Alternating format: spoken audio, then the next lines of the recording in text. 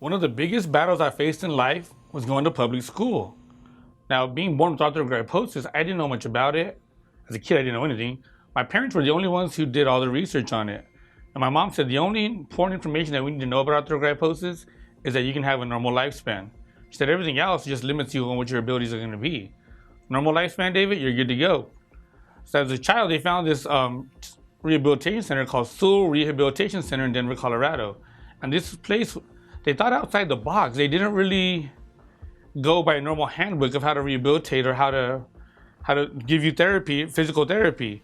They had therapists there that taught me how to put on my shoes, put on my socks without using my hands. They taught me how to get up off the floor without using my hands. I learned how to feed myself, clothe myself there. They taught me how to use my arm. They made special scissors for me so I can learn how to cut with scissors.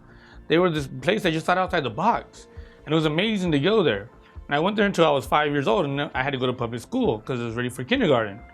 And Sewell told my mom and dad, hey, your son's ready to go to school.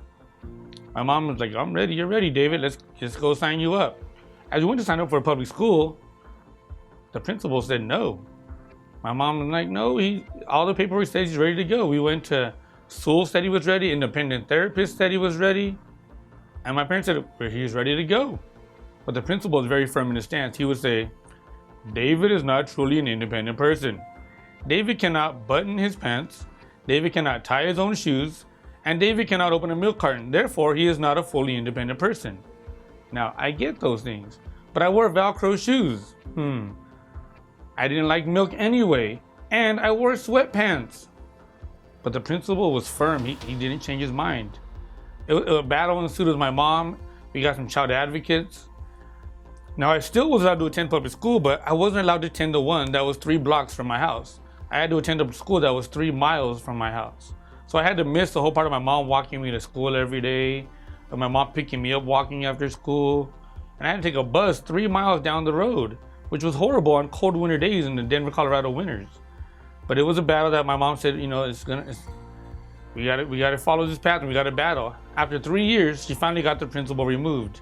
I remember my mom being so happy. I was like, geez, but I made all these good friends at this other school, but I was happy to be with my neighborhood friends that I was going to.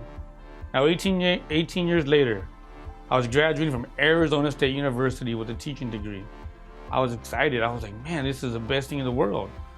I was sitting at home getting ready for my first job interview. My mom and dad were sitting at the dinner table, and I said, hey guys, I'm gonna go get my interview done. And they were like, oh, David, good luck. They're real quiet. And I was like, it's all right, it's good luck. They're like, good luck. So I went to the interview went great. And at the end of the interview, the man said, David, we want to offer you the 4th grade teaching job. Now, I was taken aback by it. I was like, wow. And I thought to myself, 18 years ago, I was denied public education at the school that was my neighborhood school. And 18 years later, I'm now going to be a 4th grade teacher at the public school that is in my same neighborhood, 7 blocks from my house. I was like, wow, this is amazing. I went home and I told my parents. My mom was still in the same spot on the dinner table. I don't know if she was praying or she was thinking, meditating. I have no idea what she was doing, but she broke down in tears. And she said all that battling was worth it. So I say sometimes in life, when you have battles and you don't know if you're going to win these battles, you take them with patience, you take them with hard work, you take them with perseverance, and you find a way to overcome the battles. Sometimes the battle will last a week, a day, an hour, sometimes a month, sometimes years.